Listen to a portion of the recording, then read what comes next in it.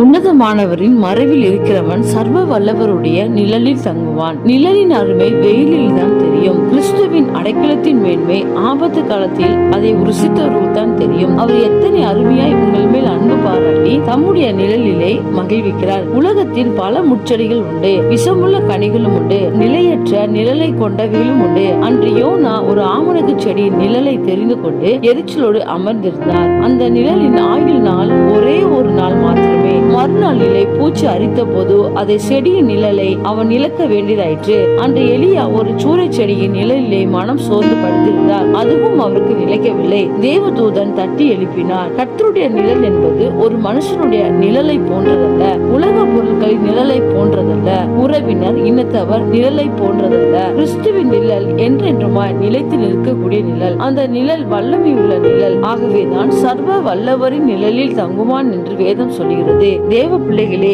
நீங்களும் உன்னதமானவருடைய நிழலிலே வந்து தங்குவீர்கள் என்றால் கர்த்தர் உங்களுக்கு அடைக்கலமும் பெலனும் ஆபத்து காலத்தில் அனுகூலமான துணையுமாய் இருப்பார்.